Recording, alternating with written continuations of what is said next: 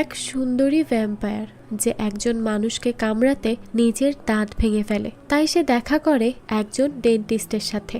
এরপর ওই ডেন্টিস্ট আর ভ্যাম্পায়ার মেয়েটির ভিতর প্রেমের সম্পর্ক গড়ে ওঠে। মানুষ আর ভ্যাম্পায়ারের ভিতর ভালোবাসার কি পরিণতি হয় তা জানতে পারবো এই সিরিজে, যার নাম টুথপারি।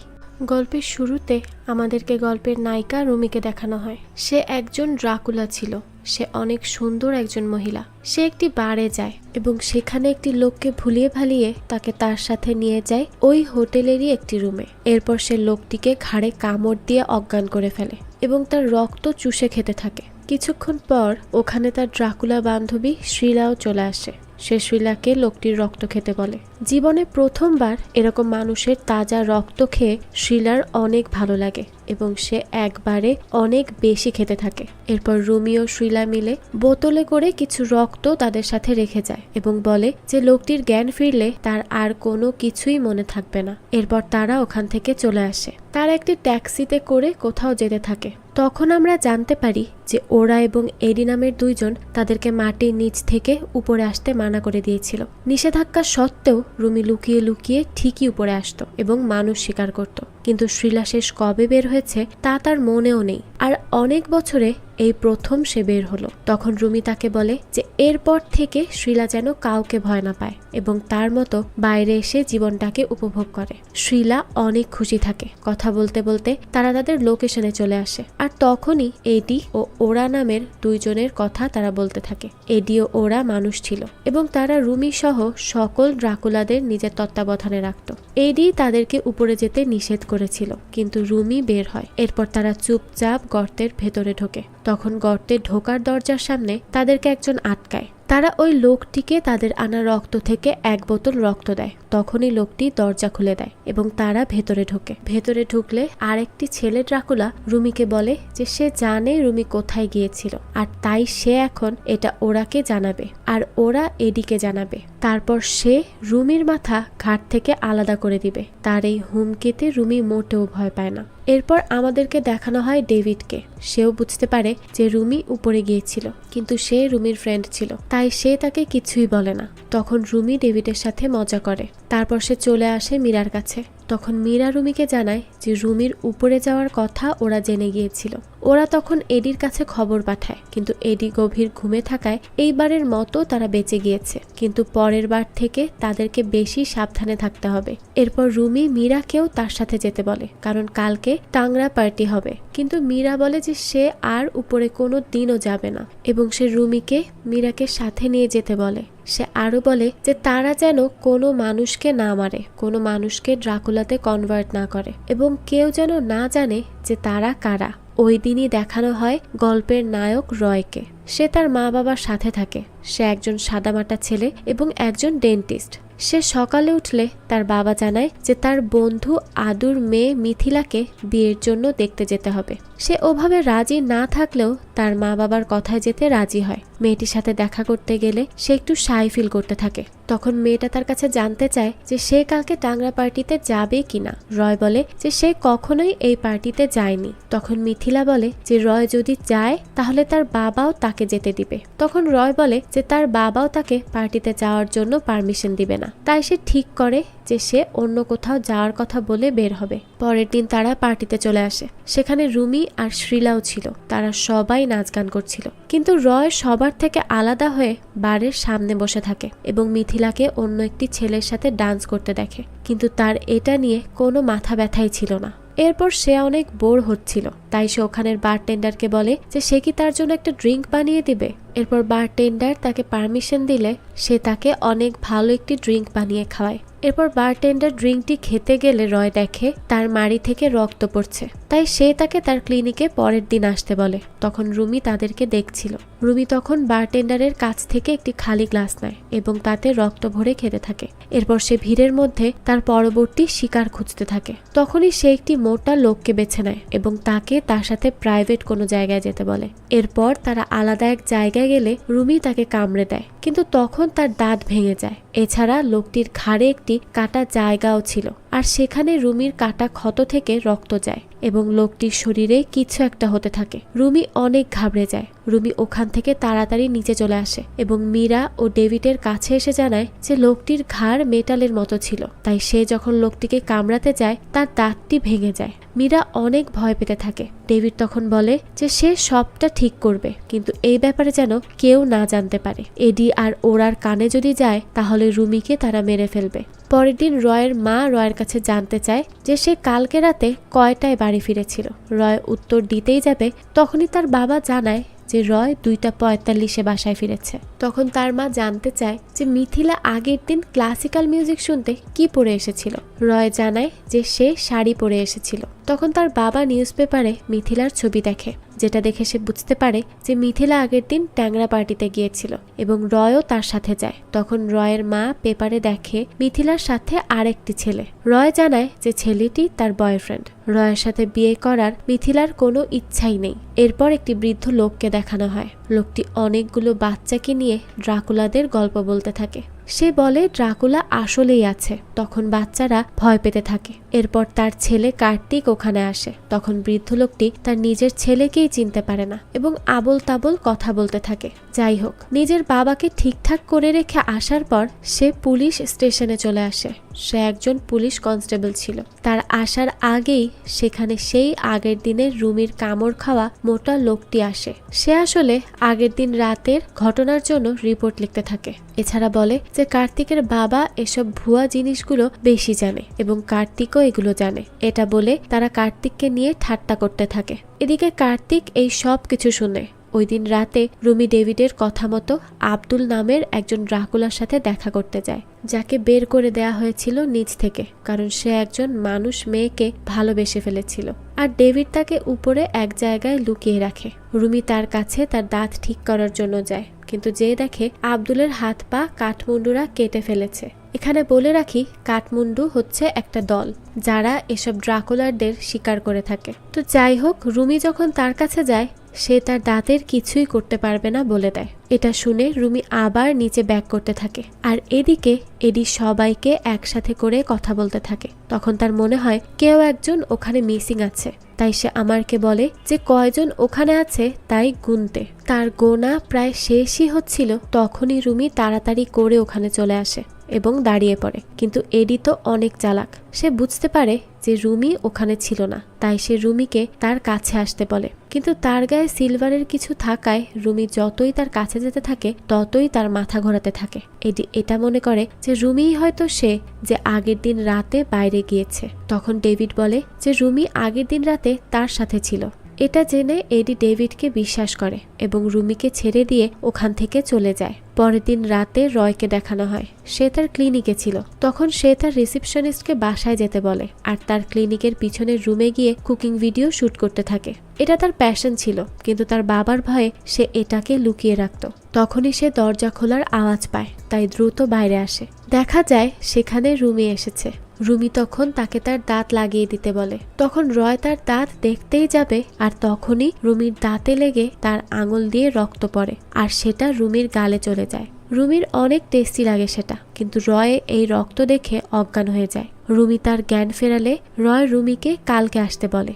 রুমি তারপর ওখান থেকে চলে যায়। অন্যদিকে ওই মোটা লোকটি কার্তিকের সাথে সেই জায়গায় আসে যেখানে তাকে রুমি অ্যাটাক করেছিল।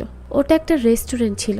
কার্তিক খাবার খেতে থাকে এবং মোটা লোকটি তাকে সব কিছু শেয়ার করতে থাকে। কার্তিক লোকটিকে ড্রিঙ্ক করতে বলে। লোকটি যখন ড্রিঙ্ক করতে যায় তখনই তার বমি আসা শুরু করে এবং সে জানায় যে আগের দিনের অ্যাটাকের পর থেকে তার পেটে কোনো খাবারই যাচ্ছে না। এরপর সে ওয়াশরুমে যায় বমি করতে এবং কার্তিক তাকে যেতে সাহায্য করলে সে তার জুতাতে কিছু ফুটতে দেখে। সে জুতার নিচে তাকালে দেখে একটি বড় দাঁত। তখন তার বাবার বলা কথাগুলো তার মনে পড়ে। তার বাবা বলেছিল ড্রাকুলাদের দাঁতগুলো মানুষের ছোট আঙ্গুলের সমান হলেও তার ধার অনেক বেশি থাকে। এরপর কার্তিক বাসায় চলে আসে এবং তার কাটা পায়ে মলম লাগাতে থাকে। তখন তার বাবা তার আনা সেই দাঁতটি দেখে এবং কিছু একটা ভাবতে থাকে আর একটি বই খুঁজতে থাকে, কিন্তু সেটা সে কোথাও খুঁজে পায় না। কিন্তু কার্তিক তাকে অন্য কিছু ভাবতে মানা করে এবং চুপচাপ বসে থাকতে বলে। এরপর সে তার বাবার বই থেকে বাবার একটি পুরনো লাইব্রেরি কার্ড পায়। অন্যদিকে রুমিকে দেখানো হয় যে ডেভিডকে তার রয়ের রক্ত খাওয়ার কথা বলে। ডেভিড বলে যে রুমি তার ডেন্টিস্টকেও ছাড়লো না। তখন রুমি বলে যে সে তাকে কামড়ায়নি, হয়তো তার আঙুল রুমির দাঁতের সাথে লেগেছিল। তখন ডেভিড জানতে চায় যে রয়ের ব্লাডের টেস্ট কেমন ছিল।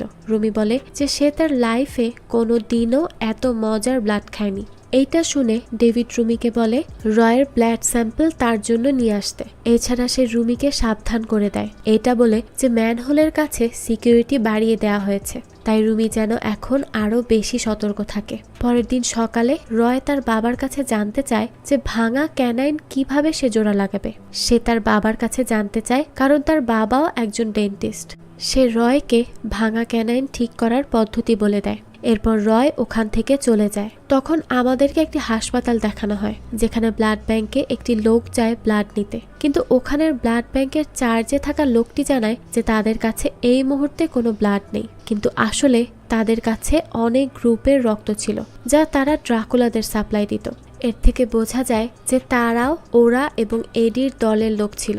অন্যদিকে কার্তিক একটি লাইব্রেরিতে যায় এবং সেখানে রয়ও ছিল। কার্তিক তার বাবার খুঁজতে থাকা সেই বইটি নেয় এবং লাইব্রেরিয়ানের কাছে গিয়ে তার বাবার সেই লাইব্রেরি কার্ডটা দেখায়। লাইব্রেরিয়ান লোকটি তার বাবাকে চিনতে পারে এবং কার্তিককে বইটি নিয়ে যেতে বলে। তাছাড়া সে তার নাম জানায় হারুবাবু।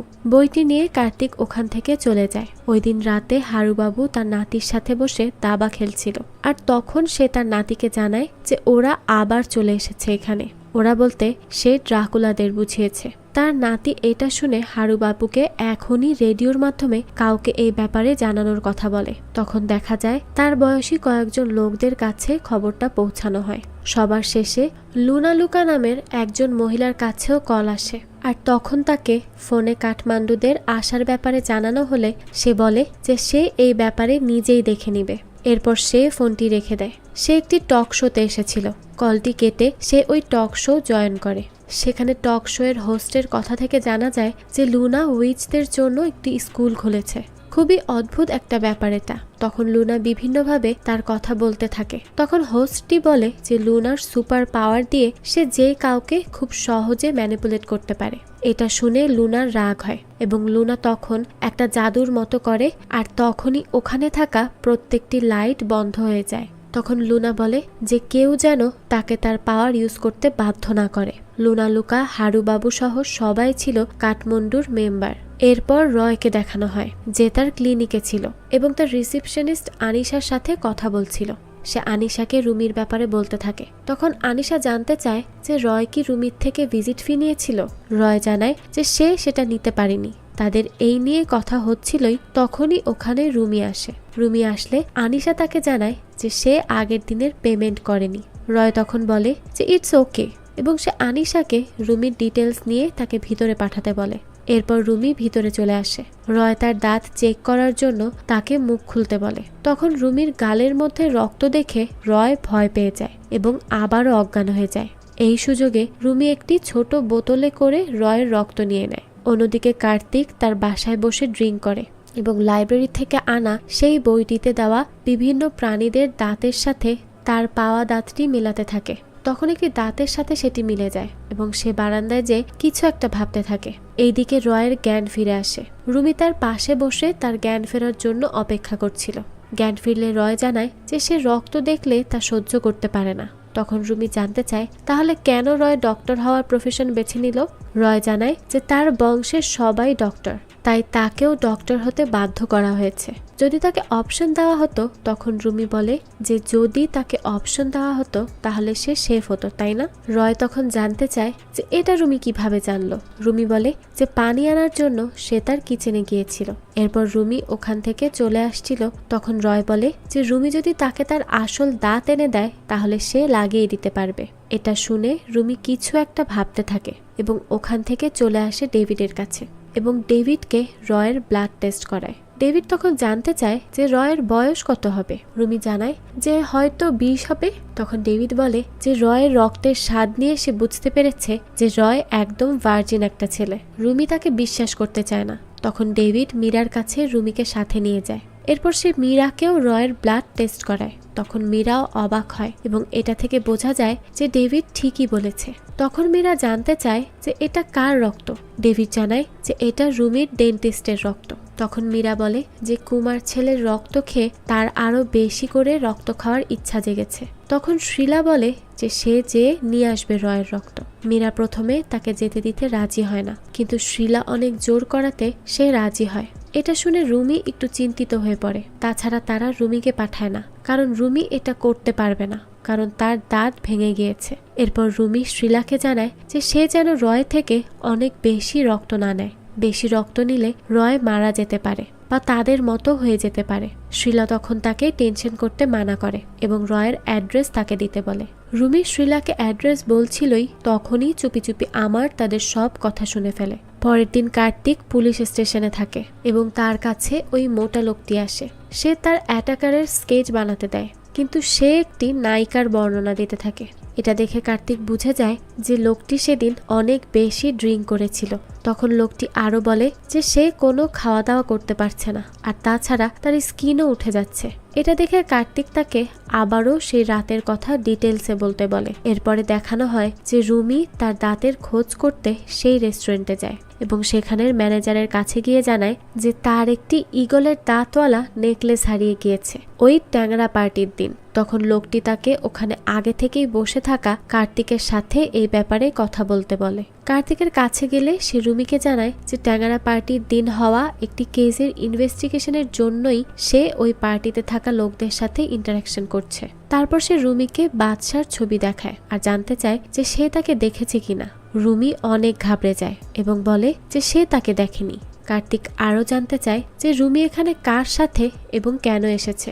রুমি বলে যে সে তার বয়ফ্রেন্ডের সাথে ডিনার করতে এসেছে, কিন্তু তার বয়ফ্রেন্ড ডক্টর হওয়ায় একটি ইমার্জেন্সির জন্য এখানে আসতে পারেনি।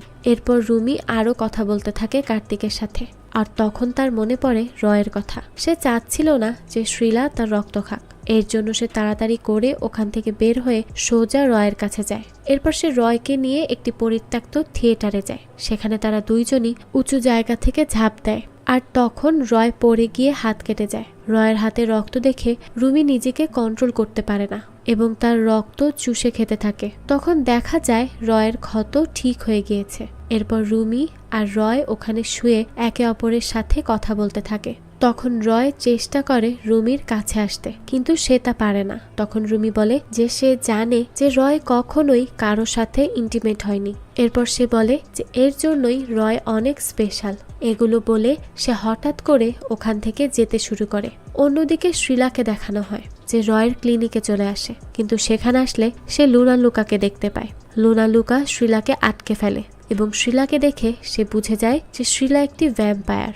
এরপর সে শ্রীলার দাঁত দেখে বোঝে যে শ্রীলা একদম নতুন ভ্যাম্পায়ার আর তার এক্সপিরিয়েন্স অনেক কম। এরপর লুনা বাজেভাবে তাকে মারতে শুরু করে এবং এক পর্যায়ে সে তার জাদুকরি ছুরি দিয়ে শ্রীলাকে একদম মেরে ফেলে। এরপর দেখানো হয় ব্লাড ব্যাংক থেকে রক্ত আসে নিচে। রক্তের বক্সটি যখনই খোলা হয় তখন তার মধ্যে শ্রীলার মাথা থাকতে দেখা যায়। এটা জানতে পেরে ওরাও তার নিদ্রা থেকে উঠে যায়। সে উঠে সবাইকে বলতে থাকে যে শ্রীলাকে কাঠমুন্ডুরা মেরে ফেলেছে, তাই সবাইকে এখন থেকে আরো সতর্ক থাকতে হবে। এবং সে আরো জানায় যে সে উপরে যাওয়ার ম্যানহোলের রাস্তা বন্ধ করে দিবে। এটা শুনে রুমি ঘাবড়ে যায়। এরপর রুমি যে শ্রীলার কাটা মাথাটা দেখে এবং সে অনেক কান্না করতে থাকে। তখন মীরা এবং ডেভিড মনে করে হয়তো রয় কাঠমান্ডুদের লোক, হয়তো তার ক্লিনিক ভুয়া, হয়তো সে ক্লিনিক বানিয়েছে ভ্যাম্পায়ারদের ধরার জন্য। রুমি বলে যে রয় একদমই নর্মাল একজন মানুষ, সে কখনোই এরকম হতে পারে না। আর তাছাড়া শ্রীলার সাথে এরকম হওয়ার সময় রয় তার সাথে ছিল। এটা শুনে মীরা আর ডেভিড অবাক হয়। রুমি তখন বলে যে শ্রীলা এখনো ঠিক করে বাইট করা শেখেনি, তাই তার ভয় হচ্ছিল যে সে হয়তো রয়কে মেরে ফেলবে। তখন মীরা বলে যে মরে গেলেও বা তাদের কি। ডেভিড বলে যে শ্রীলার সাথে যেটা হয়েছে সেটা রুমির সাথেও হতে পারত। রুমি বলে যে তার জন্যই এটা হয়েছে, তাই সে এখন উপরে যেতে চায় এবং কাঠমান্ডুদেরকে খুঁজে শ্রীলাকে মারার বদলা নিতে চায়। কিন্তু ম্যানহোলের রাস্তা তো এডি বন্ধ করে দিয়েছে। তখন ডেভিড বলে যে উপরে যাওয়ার আরেকটি রাস্তা আছে। পরের দিন দেখানো হয় পুলিশ স্টেশনে একটি অদ্ভুত ঘটনা নিয়ে কুন্ডুর কাছে খবর আসে। কেউ একজন জানায় যে কুমারতলায় নাকি একটি মহিলার মাথাছাড়া দেহ নিজে নিজেই পুড়ে গেছে। এরপর কুন্ডু এই ঘটনার বিষয়ে তার সিনিয়র অফিসারকে জানায়। সে এটা নিয়ে ঠাট্টা করতে থাকে। কুন্ডু এবং সিনিয়র পুলিশটা এই বিষয়টাকে তেমন একটা পাত্তা দেয় না, কিন্তু তাদের কথা একটু দূর থেকে কার্তিক শুনে নেয় এবং সে কুমারতলায় সাথে সাথেই চলে যায় ইনভেস্টিগেশন করার জন্য। ওখানে যেয়ে সে কিছু মানুষকে জিজ্ঞাসাবাদ করলে একজন তাকে একটি বাচ্চা মেয়ের খোঁজ দেয়, যেই মেয়েটি এই ঘটনার আই উইটনেস ছিল। মেয়েটির কাছে কার্তিক যায় এবং তাকে বলতে বলে যে সে কি হতে দেখেছে। মেয়েটি বলে যে তার দাদুর মূর্তি বানানোর জায়গায় একটি মহিলার মাথা ছাড়া দেহ ছিল, সেটা আপনা আপনিই পুড়ে গিয়েছে, আর তার পুড়ে যাওয়ার স্টাইলও সবার থেকে আলাদা ছিল। মনে হচ্ছিল যেন তার মধ্যে দিয়ে লাল রঙের কিছু একটা বের হচ্ছে। কার্তিক তার কথা শুনে অবাক হয় এবং ওখান থেকে চলে আসে। অন্যদিকে আমাদেরকে দেব অর্থাৎ ওরাকে দেখানো হয়, যে লুনা লুকার সাথে কথা বলছিল। তাদের কনভারসেশন দেখে বোঝা যায় যে এডি অর্থাৎ দেবী আসলে লুনা লুকাকে শ্রীলার সেই দিন রাতে ডেন্টিস্টের কাছে যাওয়ার খবর জানিয়েছিল, যা এডিকে জানিয়েছিল আমার। তার মানে এডি ইচ্ছা করেই শ্রীলাকে লুনা লুকাকে দিয়ে মারিয়েছে। যাই হোক, লুনা লুকা এরপর এডির কাছে জানতে চায় যে বাকি ভ্যাম্পায়ারগুলো কোথায় আছে। এডি জানায় যে তারা আছে একসাথে কোনো একটা জায়গায়, কিন্তু সে লুনা লুকাকে তাদের অ্যাড্রেস দেয় না। লুনা লুকা বলে যে ভ্যাম্পায়াররা যেখানে থাকছে সেখানে তারা শ্রীলার কাটা মাথা পাঠিয়ে দিয়েছে। এরপর সে ওখান থেকে চলে যায়। ওই দিন কার্তিক যায় হসপিটালে, যেখানে শ্রীলার বডির ফরেন্সিক রিপোর্ট করতে দেওয়া হয়েছিল। ওখানে যে কার্তিক চৌধুরী নামের একজনের সাথে দেখা করে। সে চৌধুরীর কাছে জানতে চায় যে শ্রীলার রিপোর্টে কি এসেছে। লোকটি জানায় যে এখনো শ্রীলার সম্পূর্ণ রিপোর্ট আসেনি, তাই সে আসলে কিভাবে পুড়ে মারা গেছে তা এখনো ঠিকভাবে বোঝা যায়নি। কালকে সম্পূর্ণ রিপোর্ট চলে আসবে, আর তখনই এই সব কিছু জানা যাবে। কিন্তু এখন যেটা জানা গেছে তা হলো শ্রীলার পেটে কোনো খাবার ছিল না, বরং তার সম্পূর্ণ পেট রক্ত দিয়ে ভর্তি ছিল, তাও আবার আলাদা আলাদা গ্রুপের রক্ত। এটা শুনে কার্তিক অনেক অবাক হয়। এরপর সে কালকে রিপোর্টের জন্য বলে ওখান থেকে চলে যায়। এখন রাতের দৃশ্য দেখানো হয়। রুমি চলে আসে রয়ের ক্লিনিকে এবং সেখানে আগের রাতের সিসিটিভি ফুটেজ দেখে, যেটাতে সে লুনা লুকাকে দেখতে পায়। তাছাড়া সেখানে বীরেন পালও ছিল। সে ভিডিও ফুটেজ দেখছিল, তখনই রয় সেখানে শব্দ পেয়ে চলে আসে এবং রুমির কাছে জানতে চায় যে সে এখানে কি করছে। রুমি জানায় যে সে রয়ের রিসেপশনিস্ট হতে এসেছে, কারণ সে একবারও এখানে এসে তার রিসেপশনিস্ট আনিশাকে পায়নি। এরপর রুমি জানতে চায় যে তারা যেদিন থিয়েটারে গিয়েছিল সেদিন কি কেউ এখানে এসেছিল। রয় বলে যে আনিশা এখানে না থাকায় কেউ তার ক্লিনিকে ঢোকে এবং কিছু জিনিসে ডেন্ট থাকতে দেখেছে সে। তখন রুমি তাকে পুলিশের কাছে কমপ্লেন করতে বলে। এরপর তারা দুইজন মিলে বাইরে ঘুরতে চলে আসে। তখন রয়কে ফুচকা খেতে দেখে রুমি বলতে থাকে তার একজন বয়ফ্রেন্ড ছিল, যার জন্য সে অনেক সিরিয়াস ছিল। সে আরো বলে যে এখান থেকে কাছেই তার বাসা। এরপর সে রয়কে নিয়ে একটি পরিত্যক্ত বাড়িতে যায়। তখন রয় রুমিকে ভিতরে যাওয়ার জন্য আটকায়, কারণ বাড়িটির সামনে ভিতরে না যাওয়ার কথা লেখা ছিল। তখন রুমি বলতে থাকে যে তার বয়ফ্রেন্ড তাকে প্রেগনেন্ট করে তাকে ছেড়ে দিয়েছিল। তখন তার বাবা মা তার উপর অনেক রাগ করে আর কখনোই তাকে ক্ষমা করে না। তারপর তারা ওই বাড়িটি থেকে বের হলে রয় রুমির বাড়ি কোথায় তা জানতে চায়। তখন রুমি বলে যে ধীরে ধীরে সে তার সম্পর্কে সবকিছু জানাবে। এটা বলে সে ওখান থেকে চলে যায়। এরপর দেখানো হয় অনেক বয়স্ক লোকেরা মিলে বসে আছে এক জায়গায়। তাছাড়া সেখানে আগে দেখানো লুনা লুকা এবং বীরেন পালও ছিল। তারা সবাই ছিল কাঠমান্ডু দলের সদস্য। তারা সবাই কাঠমান্ডু হলেও তাদের সবারই কোনো না কোনো অসুস্থতা ছিল, তাই তারা চাচ্ছিল ইয়াং কয়েকজনকে তাদের দলে অ্যাড করতে। কারণ যদি ভ্যাম্পায়ারগুলো তাদের ব্যাপারে এবং তাদের রোগের ব্যাপারে জানতে পারে, তাহলে তারা তাদেরকে খুব সহজেই মেরে ফেলতে পারবে। অন্যদিকে দেব অর্থাৎ এডি আমারকে উপরে নিয়ে আসে। এরপর সে তার কাছে জানতে চায় যে কে সেই মেয়ে যে বারবার মানা করা সত্ত্বেও উপরে উঠছে। আমার তখন তাকে রুমির কথা বলে। সে জানায় যে রুমি অনেক বার বেড়েছে, তাই তাদেরকে এখন রুমিকে শায়েস্তা করতে হবে, আর তার জন্য তাদেরকে প্রমাণ জোগাড় করতে হবে। তখন রাতে দেব তার বাসায় তার স্ত্রীর সাথে ছিল। তার স্ত্রী অনেক বেশি অসুস্থ, তিনি একদমই শয্যাশায়ী ছিল। তার স্ত্রী দেবকে তাকে মেরে ফেলতে বলে, কিন্তু দেব তাকে অনেক ভালোবাসত এবং সে বলে যে সে এরকমটা কখনোই চায় না। সে চায় আমৃত্যু যেন তারা একসাথে থাকতে পারে। পরের দিন দেখানো হয় শ্রীলার ফরেন্সিক রিপোর্ট চলে এসেছে। চৌধুরী কার্তিককে কল করে আর তাকে জানায় যে শ্রীলার মৃত্যু জিন মিউটেশনের কারণে হয়েছে। তার রোদে অ্যালার্জি ছিল। তখন কার্তিকের মনে পড়ে যে বাচ্চারও তো একই সমস্যা হয়েছে, তাই সে তাড়াতাড়ি করে বাচ্চাকে কল করে। তখন বাচ্চা জানায় যে তার শরীরের অবস্থা দিন দিন আরো বেশি খারাপ হচ্ছে। সে এখন না বিছানা থেকে উঠতে পারছে, না কিছু খেতে পারছে, আর না কিছু করতে পারছে। আসলে বাচ্চা ধীরে ধীরে ভ্যাম্পায়ারে কনভার্ট হচ্ছে। এরপর দেখানো হয় নিচের সব ভ্যাম্পায়াররা মিলে শ্রীলার অন্তিম সংস্কার করছে। এরপর তা শেষ হলে ওরা এবং এডি অর্থাৎ দেব মিলে বসে থাকে। তখন ওরা বলে তাদের উচিত কাঠমুন্ডুদের মেরে ফেলা, না হলে তারা সব ভ্যাম্পায়ারদের শেষ করে দিবে। ওই দিন রাতে রুমি আবারও উপরে আসে এবং পুলিশ স্টেশনে যায় রিপোর্ট লেখানোর জন্য।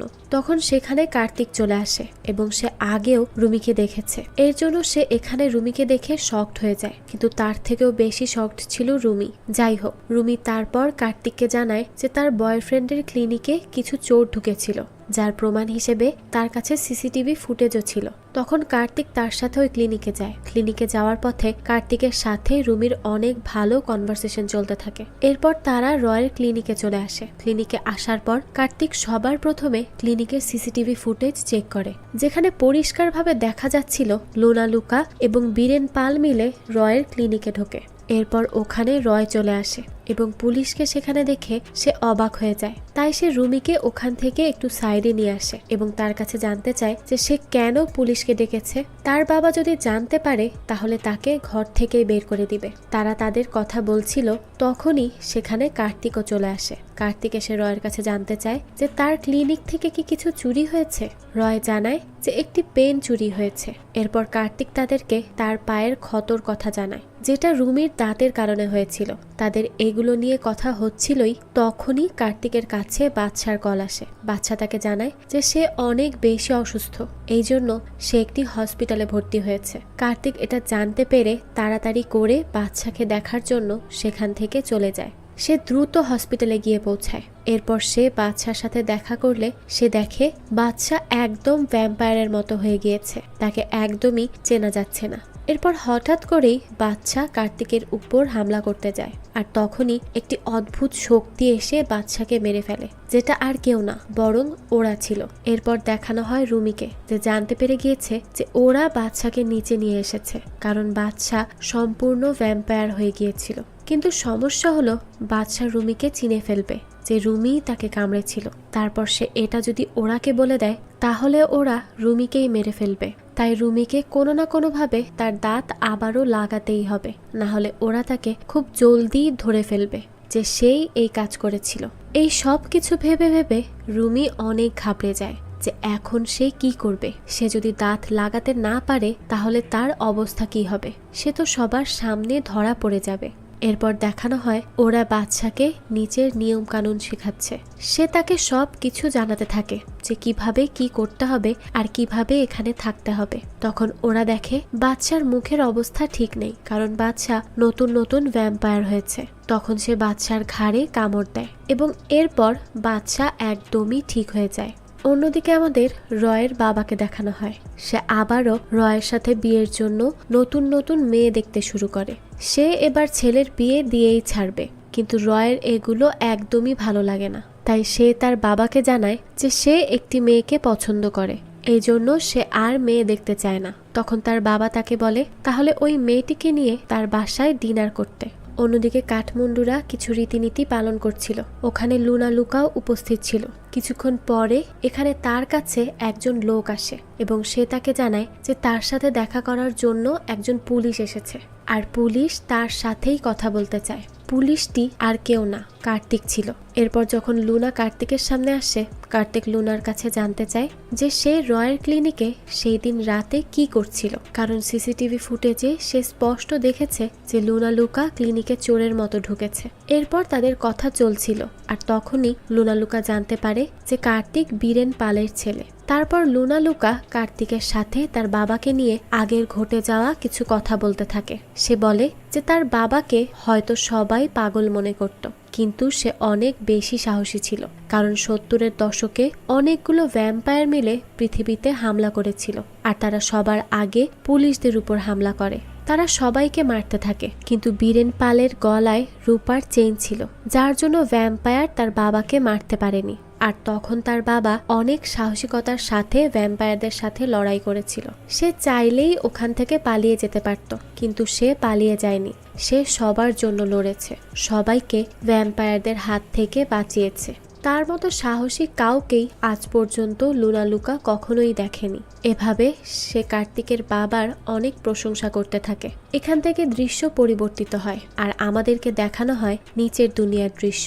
এখানে ওরা সকল ভ্যাম্পায়ারদেরকে এক জায়গায় জড়ো করে এবং বাদশাকে যে বাইট করেছিল তাকে খুঁজে বের করতে বলে। বাদশা সবাইকে খুব মনোযোগ সহকারে দেখে। সে খুঁজে বের করার চেষ্টা করে যে তাকে কে বাইট করেছিল। দেখা শেষ হলে সে ওরাকে জানায় যে তাকে যেই ভ্যাম্পায়ার বাইট করেছিল সে এখানে নেই। এরপর আবারও আমাদেরকে লুনা লুকা এবং কার্তিককে দেখানো হয়। লুনা লুকাকে তার পাওয়া দাঁতটি দেখায় কার্তিক। লুনা লুকা তাকে জানায় যে এটি একটি ভ্যাম্পায়ারের দাঁত। সে তাকে আরো জানায় যে ভ্যাম্পায়ার আবারও উপরে উঠতে শুরু করেছে, তাই তাদেরকে একসাথে হয়ে ভ্যাম্পায়ারদেরকে মেরে ফেলতে হবে, কারণ ভ্যাম্পায়াররা মানুষের জন্য ক্ষতিকর। তারা মানুষের রক্ত খায়, এর ফলে মানুষ মারা যেতে পারে। আবার অনেকে আছে যারা ভ্যাম্পায়ারে পরিণত হয়, তাই যেভাবেই হোক তাদেরকে আমাদের আটকাতেই হবে। এরপর লুনা লুকা তাকে মেম্বারের ব্যাপারে সবকিছু জানিয়ে দেয়। সে বলে এখন তাদের অনেক ইয়াং মেম্বার লাগবে তাদের দলে, এবং এই ইয়াং মেম্বাররাই তাদের হাতিয়ার, কারণ তাদের গ্রুপে যত মেম্বার আছে বেশিরভাগই অনেক বয়স্ক হয়ে গিয়েছে এবং তাদের শরীরে এক একজনের এক এক রকম রোগ দেখা দিয়েছে, তাই তারা এখন দুর্বল।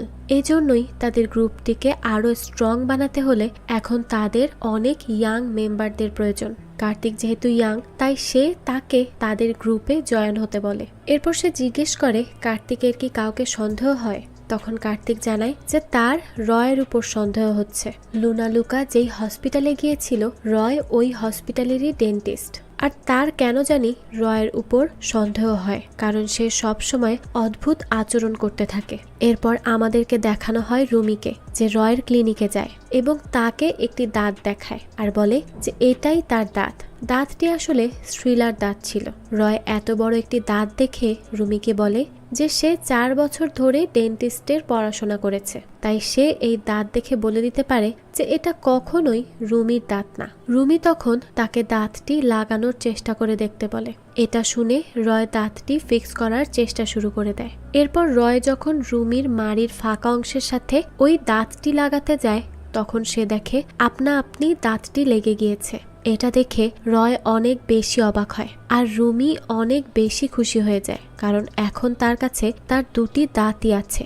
আর এই খুশিতে রুমি রয়কে জড়িয়ে ধরে এবং তাকে ধন্যবাদ জানায়। কিন্তু রুমি যখন রয়কে জড়িয়ে ধরে তখন তার রয়কে বাইট করতে ইচ্ছা করে, কারণ এখন তার কাছে দুটো দাঁতই ফেরত এসেছে। তাছাড়া রয়ের ব্লাড একদমই ফ্রেশ ছিল, কিন্তু কোনোভাবে সে নিজেকে কন্ট্রোল করে, কারণ সে যদি রয়কে বাইট করে ফেলে তাহলে রয়ের মৃত্যুর ঝুঁকি আছে, আর সে এটা কখনোই চায় না। এরপর রয় রুমির কাছে জানতে চায় যে যখন সে তার দাঁত লাগাচ্ছিল তখন কিভাবে তার দাঁত আপনা আপনি লেগে গেল। রুমি তাকে বলে যে এখন এটা জানার সঠিক সময় নয়, সময় আসলেই সে তাকে সব কিছু খুলে বলবে। এরপর রয় রুমির কাছে জানতে চায় যে রুমি কি তার বাবা মায়ের সাথে দেখা করতে যাবে, কারণ তার বাবা মা তাকে রোজ নতুন নতুন মেয়ে দেখিয়ে বিয়ে করার জন্য ফোর্স করছিল, কিন্তু রুমি এগুলো চায় না, তার এগুলো একদমই ভালো লাগে না। সে এই সব ঝামেলা থেকে মুক্তি পেতে চায়। এই জন্যই রুমিকে সে বলছে, কারণ রুমি যদি একবার তাদের সাথে দেখা করে তাহলে তারা এরকম করা বাদ দিয়ে দিবে। এর ফলে রয়ও এসব ঝামেলার থেকে মুক্তি পাবে, তার আর প্রতিদিন নতুন নতুন মেয়ে দেখতে যেতে হবে না। এরপর দেখা যায় তারা দুজনে মিলে একটি আর্ট গ্যালারিতে ঘুরতে যায়, যেখানে রুমি রয়কে বলে যে রয় অনেক বেশি সিম্পল, তাই সে যে কারোর প্রথম চয়েস হতে পারে। আর তখনই সে পরের দিন রাতে তাদের বাসায় ডিনারের জন্য আসতে রাজি হয়ে যায়। অন্যদিকে দেখানো হয় কার্তিক যখন তার বাসায় আসে তখন বীরেন পাল তার জন্য অপেক্ষা করছিল। কার্তিক তার বাবাকে বলে যে সে একদমই সঠিক ছিল, কারণ নিজের চোখে ওই ভ্যাম্পায়ারকে সে দেখেছে। এই কথা শোনার পর বীরেন পাল তাড়াতাড়ি করে কার্তিকের গলায় একটি রূপার চেন পরিয়ে দেয় এবং তাকে বলে যে এটা যদি কার্তিক পরে থাকে তাহলে ভ্যাম্পায়াররা তার উপর অ্যাটাক করতে পারবে না। এরপর কার্তিক বলে যে সে এই সত্যিটা দুনিয়ার সামনে এনে ছাড়বে যে ভ্যাম্পায়ার আসলেই হয়। তার বাবার সাথে এই সব কিছু বলার পর কার্তিক ওখান থেকে সোজা চলে যায় রয়ের ক্লিনিকে। কার্তিক ওখানে যে রয়কে দেখে। রয়ের ক্লিনিকে আসার কারণ হলো কার্তিকের মনে সন্দেহ ছিল যে রয় হয়তো কোনো না কোনোভাবে ভ্যাম্পায়ার হতে পারে, অথবা রয় যে কোনোভাবে ভ্যাম্পায়ারদের সাথে জড়িত আছে। তখন কার্তিক রয়কে উল্টোপাল্টা প্রশ্ন করতে থাকে। অন্যদিকে মীরা বাদশাকে নিচের কিছু নিয়মকানুন জানাতে থাকে। সে তাকে বলে যে রসুন থেকে তাকে দূরে থাকতে হবে, কারণ রসুন তাদেরকে উইক করে ফেলে। আর তার সাথে সাথে রূপার চেইন, এটা থেকেও তাকে আরো বেশি দূরে থাকতে হবে, কারণ রূপার চেইন তাদেরকে আরো বেশি উইক করে দেয়। এদিকে ক্লিনিকে কার্তিক রয়কে তার গলার রূপার চেইনটি দেখাতে থাকে, কারণ যদি রয় একজন ভ্যাম্পায়ার হয় তাহলে এই রূপার চেইন তাকে দুর্বল করবে। কিন্তু রূপার চেইনের এত কাছে থেকেও রয়ের কিছুই হচ্ছিল না। এরপর কার্তিক তাকে এই চেইনটা তার গলায় পরতে বলে। কার্তিকের কথা মতো রয় চেইনটা তার গলায় পরে নেয়, আর তখনও তার কিছুই হয় না। এরপর কার্তিক রয়ের দিকে বন্দুক তাক করে আর তাকে ভয় দেখিয়ে তার দাঁত দেখাতে বলে, কারণ ভ্যাম্পায়ারদের দাঁত বড় হয়। তখন রয় তাকে তার দাঁত দেখায়, যা একদমই নর্মাল ছিল। আবারও কার্তিক আরেকটি ফন্দি করে। সে এখন কিছু রক্তের ফোঁটা ফেলে রয়ের সামনে এবং আবারও রয়ের দাঁত দেখতে চায়। তখনও রয়ের দাঁত একই রকম ছিল। এগুলো সব শেষ হলে রয়কে দেখা যায় সে তার গাড়িতে বসে আছে। তখন সে গুগলে সার্চ করে ভ্যাম্পায়ারদের ব্যাপারে। সে এখানে কিছু রিসার্চ করে জানতে পারে যে ভ্যাম্পায়ারদের দুর্বলতা হলো সিলভার। তারপর সে তার বাসায় চলে আসে। সে যখন তার বাসায় ছিল তখন কিছুক্ষণ পরই সেখানে রুমিও চলে আসে। রুমিকে সে ওয়েলকাম করে এবং নিজের মা বাবার সাথে দেখা করায়। যখন তার মা রুমিকে দেখে তখন সে অনেক বেশি খুশি হয়ে যায়, কারণ রুমি অনেক বেশি সুন্দর ছিল। এরপর যখন রয়ের বাবা জানতে পারে যে রুমি ক্লাসিক্যাল মিউজিক পছন্দ করে তখন তারও রুমিকে অনেক বেশি ভালো লাগে। এরপর ডিনারের সময় চলে আসে। তারা সবাই টেবিলে বসেছিল এবং রয়ের মা অনেক অনেক ডিশ রেডি করেছিল। তারা সবাই একসাথে খাবার খাওয়া শুরু করে। তখন রুমি তাদেরকে জানায় যে সে ভেজিটেরিয়ান, তাই তাকে রসুনের সবজি দেওয়া হয়, যেটা দেখে রুমি অনেক ঘাবড়ে যায়। আর এই ডিশটি রয় স্পেশালি রুমির জন্য নিজের হাতেই বানিয়েছে। রয় এটা ইচ্ছে করেই করে, কারণ তার মনে হচ্ছিল যে রুমি একজন ভ্যাম্পায়ার। এরপর রয় তাকে ডিশটি খাওয়ার জন্য অনেক বেশি ফোর্স করে। রুমিকে না চাইতেও সেই ডিশটি খেতেই হয়। আর খাওয়া শেষে সে তাড়াতাড়ি করে ওয়াশরুমে চলে যায়। ওয়াশরুমে যাওয়ার পর সে বমি করতে থাকে, কারণ রসুন তাকে দুর্বল করছিল। আর এরপর সে ফ্রেশ ব্লাড খায়, কারণ এটাই রসুনের এফেক্টকে কমাতে পারত। অন্যদিকে ওয়াশরুমের বাইরেই রয় রুমির জন্য অপেক্ষা করছিল। তখন রুমি রয়কে বলে যে অনেক রাত হয়েছে, তাকে এখন তার বাসায় ফেরত যেতে হবে। রয় তাকে বলে যে তার মা রুমির জন্য কিছু উপহার রেডি করেছে। আসলে উপহারটি ছিল একটি রূপার হার। উপহারটি দিয়ে রয়ের মা রুমিকে এটা পড়তে বলে। না চাইতেও রুমিকে এটা পড়তে হয়, কিন্তু পড়ার সাথে সাথেই তার শ্বাস ঘন হতে শুরু করে। রয় রুমিকে বলে যে সে রুমিকে তার বাসায় ছেড়ে দিয়ে আসবে, কিন্তু রুমি তাকে মানা করে। সে বলে যে না, আমি একাই আমার বাড়িতে যেতে পারবো। এরপর রুমি দ্রুত রয়ের বাড়ি থেকে বের হয়ে একটা ট্যাক্সিতে ওঠে। রুমি যখন ট্যাক্সিতে ছিল তখনও তার মাথা ঘোরাচ্ছিল। তখন তার পিছন পিছন আমরা রয়কে দেখতে পাই, যে রুমিকে ফলো করছিল। রুমি তখন সাবওয়ের রাস্তা দিয়ে স্টেশনের কাছে যায়, যেখানে রয়ও তার পিছু করছিল। তখনই হঠাৎ করে রুমি উধাও হয়ে যায়। রয় তখন ভাবতে থাকে যে একটি পিলারের পিছন থেকে কিভাবে রুমি গায়েব হয়ে যেতে পারে। এরপর সে ওই পিলারটিতে হাত রাখে। হাত রাখার সাথে সাথেই পিলারটি একটি দরজায় কনভার্ট হয়ে যায়। ওই দরজা দিয়ে রয়ও ভিতরে প্রবেশ করে। আর এই দৃশ্যের মাধ্যমেই এই পার্টটি শেষ হয়ে যায়। এরপর কি হতে চলেছে? রয় কি রুমির সব সত্যটা জেনে যাবে? এবং রয় যখন ভ্যাম্পায়ারদের দুনিয়ায় যাবে তখন সে কিভাবে তাদের হাত থেকে বাঁচবে, ভ্যাম্পায়াররা রয়ের সাথে কি করবে, এই মানুষ এবং ভ্যাম্পায়ারের ভালোবাসার কাহিনী কোন দিকে গড়াবে তা আমরা পরবর্তী পার্টেই জানতে পারবো, যেই পার্টটি আমি খুব দ্রুতই আপনাদের জন্য নিয়ে আসব। সেই পর্যন্ত আপনাদের একটু অপেক্ষা করতে হবে। তো এই পার্টটি আপনাদের কেমন লাগলো তা কিন্তু আমাদের কমেন্ট করে জানাবেন। যদি এতটুকুও ভালো লেগে থাকে তাহলে অবশ্যই একটা লাইক দিয়ে যাবেন। আর এই গল্পের পরবর্তী পার্টের নোটিফিকেশন পেতে আমাদের চ্যানেলটিকে সাবস্ক্রাইব করে বেল আইকনে অল দিয়ে রাখতে কিন্তু ভুলবেন না। আজকে তাহলে এই পর্যন্তই, দেখা হচ্ছে পরের ভিডিওতে। সেই পর্যন্ত সবাই ভালো থাকবেন। ধন্যবাদ।